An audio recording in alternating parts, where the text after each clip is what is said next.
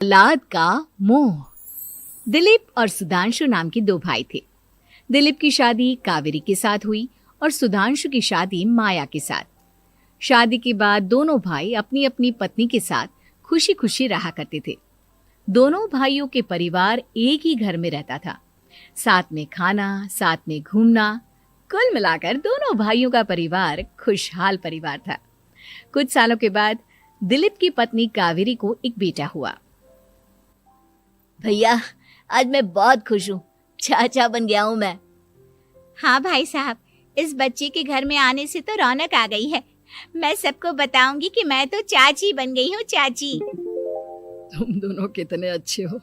हमारे बच्चे के आने से ऐसे खुश हो रहे हो जैसे ये बच्चा तुम्हारा ही हो। बस भैया, अब आपका बेटा इस दुनिया में आ गया ना, हम भी कोशिश करेंगे कि हमारा भी बच्चा जल्दी से इस दुनिया में आ जाए। और फिर आपका और हमारा बच्चा दोनों मिलकर दिन भर घर के आंगन में खेला करेंगे। कितना मजा आएगा ना। सच कहती हो माया, मैं भी उसी दिन का इंतजार कर रही हूँ जब तुम्हारी भी गोद भर जाएगी और मेरे बेटे को एक छोटा भाई या बहन मिल जाएगी। 1 साल बीत जाता है। दिलीप और कावेरी का बेटा अब 1 साल का हो चुका था, लेकिन सुधांशु और माया की कोई औलाद नहीं होती। माया, लगता है कि हमारी जिंदगी में बच्चे का सुख ही नहीं है। ऐसा क्यों कहते हैं? दिलीप भाई साहब का बेटा भी तो हमारा ही बेटा है ना। तुम्हारी बात बिल्कुल ठीक है माया, लेकिन फिर भी हमारा खुद का एक बच्चा होता तो कितना अच्छा होता।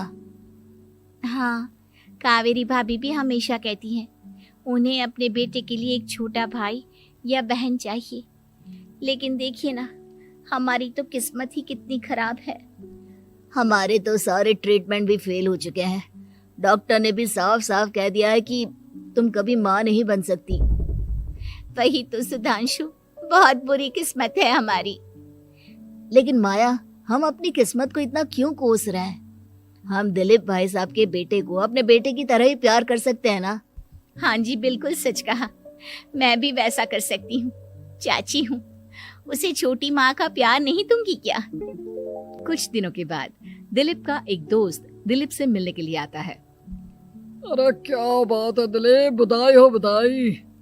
और घर तो काफी बड़ा है तुम्हारा। वैसे तुमने अपने बेटे के बारे में क्या सोचा है? भैया, और क्या सोचेंगे, बस उसे पढ़ा लिखा कर अफसर बनाएंगे, उसकी पढ़ाई पर खर्च करेंगे। अरे भाभी, आपकी तो इतनी सारी प्रॉपर्टी है, आपको किस बात की चिंता? ले देकर एक बेटा ही तो है। अरे नहीं दोस्त, तुम गलत समझ रहे हो। इस घर में मैं और मेरा छोटा भाई दोनों रहते हैं। इस घर का आधा हिस्सा मेरे छोटे भाई का है। अच्छा, कितने बच्चे हैं तुम्हारे छोटे भाई के? भैया, उनके साथ ना कुछ प्रॉब्लम है। मेरी देवरानी कभी माँ नहीं बन सकती। अरे फिर किस बात की चिंता? अरे मैं तो कहता हूँ अपने बेटे के भविष्य के बारे में सोचिए ही मत।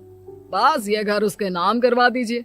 देखिए, आपके भाई का भी कोई बच्चा नहीं है तो सब कुछ आपके बेटे को ही मिलना चाहिए। लेकिन ऐसा करना क्या सही होगा? अगर उनका बच्चा नहीं है तो क्या हुआ? ये घर आधा उनका है, उनकी जो मर्जी है वो करे। अरे कैसी बात करते हो? उनकी कोई औलाद नहीं है, वो क्या करेंगे प्रॉपर्टी अपने नाम रखकर? हाँ, वैसे भाई साहब आपकी बात तो बिल्कुल सही है। अब जो कुछ भी है वो हमारे बेटे का ही तो है। आखिर वही तो इस घर के वंश को आगे बढ़ाएगा। मैं कल ही देवर जी से बात करती हूँ। अगले दिन सुधांशु और माया, इधर आओ। तुम दोनों से एक बहुत जरूरी बात करनी है मुझे। बताइए ना भाभी, क्या बात है? आपको कहीं जाना है तो आप अपने बेटे को मेरे पास छोड़कर जाइए। मैं ही पूरा दिन रख लूंगी उसे। अरे नहीं माया, वो तो मुझे पता है। मैं किसी और चीज के बारे में बात करना चाहती हूँ। बताइए ना भाभी, क्या बात है? देखिए देवर जी, आपका कोई बच्चा है नहीं, लेकिन मैं जानती हूँ कि आप हमारे बेटे को अपने बेटे की तरह ही प्यार करते हैं। भाभी, बेटी की तरह नहीं, वो हमारा ही बेटा है। मेरे लिए तो वो मेरा ही बच्चा है। वही तो फिर क्यों ना ये सारी प्रॉपर्टी हम मेरे बेटे के नाम करवा दे, क्योंकि तुम्हारा हो या मेरा, हम सबका एक ही तो है बेटा। लेकिन भाभी, अभी तो वो सिर्फ 1 साल का है। अभी से प्रॉपर्टी उसके नाम करवाने का क्या मतलब है? देखिए देवर जी, जो काम जितना जल्दी हो जाए ना उतना अच्छा। आने वाले वक्त का क्या भरोसा। भाभी भरोसा क्यों नहीं, हम तो हमेशा आपके बेटे को माँ बाप की तरह ही प्यार करेंगे। हाँ, लेकिन फिर भी मैं चाहती हूँ कि ये सारी प्रॉपर्टी मेरे बेटे के नाम हो जाए। अब मुझे नहीं लगता तुम दोनों को इसमें कोई भी परेशानी होगी, है ना? भाभी वैसे तो आप जो कह रही हैं वो बहुत जल्दबाजी है, लेकिन फिर भी अगर आपको ऐसा लगता है तो ठीक है, कल ही प्रॉपर्टी के पेपर बनवा लीजिए, मैं और माया उस पर साइन कर देंगे। इस तरह से अगले दिन प्रॉपर्टी के पेपर बनवाकर सारी प्रॉपर्टी दिलीप और कावेरी के बेटे के नाम पर करवा दी जाती है। कुछ दिनों के बाद सुधांशु, सुबह सुबह ये कौन लोग आ गए हैं तुम्हारे घर पर? भैया वो ऊपर वाला कमरा खाली पड़ा था ना, सोच रहा था किराएदार रख देता हूँ। लेकिन किराएदार रखने से पहले आपने हमसे पूछा भी नहीं। भाभी इसमें आपसे पूछने वाली क्या बात थी, हमें एक ही कमरे की जरूरत थी, इसलिए सोचा दूसरा कमरा किराए पर दे देते हैं, कुछ इनकम हो जाएगी। अरे माया, ये सारी प्रॉपर्टी अब मेरे बेटे के नाम पर है और यहाँ पर जो कुछ भी होगा उसके लिए तुम्हें मेरी या दिलीप की परमिशन तो लेनी पड़ेगी ना। हाँ सुधांशु, तुम्हारी भाभी ठीक ही तो कह रही है। अब देखो, तुमने खुद अपने हाथों से ये प्रॉपर्टी हमारे बेटे के नाम की है, वह अभी बहुत छोटा है, तो इस घर से रिलेटेड सारे फैसले तुम्हें हमसे पूछ कर लेने चाहिए। भाभी हमें तो लगा था कि आप हम लोगों से बहुत प्यार करती हैं, लेकिन आप तो हमारे साथ भेदभाव करने लगी। अरे, इसमें भेदभाव करने वाली क्या बात है? और मैंने कौन सा तुमसे कुछ गलत मांग लिया? अरे ले देकर मेरा बेटा इकलौता इस पूरे वंश का वारिस है, सब कुछ उसके नाम है। तुम्हें इस बात से जलन क्यों हो रही है? भाभी माया को जलन नहीं हो रही, वो तो बस ऐसे ही कह रही थी। सब जानती हूँ मैं, इसकी खुद की तो कोई औलाद पैदा नहीं हुई, बस इसीलिए जब देखो तब मेरे बेटे पर बुरी नजर डालती रहती है। देखो माया, कावेरी तुमसे बड़ी है, वो जैसा कहती है वैसा करो। और वैसे भी इस घर पर अब तुम लोगों का कोई अधिकार नहीं है, वो तो हम लोगों की भलाई समझो जो तुम्हें अभी तक यहाँ रहने दिया है। भैया आप इतने कैसे बदल गए? इस प्रॉपर्टी ने आपके दिल से हमारे लिए प्यार पूरी तरह खत्म कर दिया है क्या? इसी तरह वक्त बीतता जाता है और देखते देखते दिलीप और कावेरी का बेटा प्रणव 25 साल का हो जाता है और उसकी नौकरी लग जाती है। पापा आज मेरा अपॉइंटमेंट लेटर आ गया है, मैंने सिंगापुर में जॉब ज्वाइन कर ली है। लेकिन प्रणव, विदेश में नौकरी करने जाने से पहले तुम्हें कम से कम अपने मम्मी पापा से एक बार पूछना चाहिए था ना।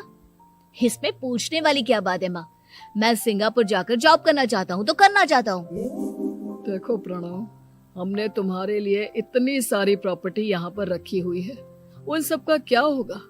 यहाँ रहो, बिजनेस करो। सॉरी पापा, मैं यहाँ रहकर कोई बिजनेस नहीं करने वाला, और ये जितनी भी प्रॉपर्टी आपने मेरे लिए संभाल कर रखी है ना, ऐसे ही किसी को दान में दे दीजिए, क्योंकि मैं सिंगापुर से वापस इंडिया आकर कभी नहीं रहने वाला। दिमाग खराब हो गया है तेरा, जानता नहीं तेरी वजह से हमने तेरे चाचा चाची से लड़ाई करके पूरा घर तेरे नाम करवा दिया था। हाँ तो ऐसा करने से पहले आपको सोचना चाहिए था ना। और मम्मा, मैं तो वैसे भी उस वक्त 1 साल का था, मेरा इस मैटर से कोई लेना देना नहीं है। कैसी बात कर रहा है ये लड़का? अरे तेरी वजह से अपने छोटे भाई से दुश्मनी लेकर बैठा हूं मैंने तो उसे घर से भी निकाल दिया। जानता नहीं तू, बाजू वाले घर में एक छोटा सा कमरा किराए पर लेकर रहते हैं तेरे चाचा चाची, और ये सब मैंने तेरे लिए किया। देखिए पापा, आपने जो कुछ भी किया अपने लिए किया। मैंने आपसे कब कहा था कि मुझे ये प्रॉपर्टी और घर चाहिए? और वैसे भी अपने भाई के साथ इस तरह का बिहेव करके आपने कोई अच्छा काम तो किया नहीं। तू सही कह रहा है बेटा, हमने तेरे चक्कर में अपने छोटे भाई जैसे देवर और बहन जैसी देवरानी को इस घर से निकाल दिया। बहुत बड़ी गलती हो गई मुझसे। ठीक है मॉम, तो अब आप अपनी गलती सुधारो, लेकिन मुझे तो फॉरेन जाना है, मैं वहीं जाऊंगा। अब आगे क्या करना है ये आपका डिसीजन है। और प्रणव सिंगापुर जॉब करने के लिए चला जाता है।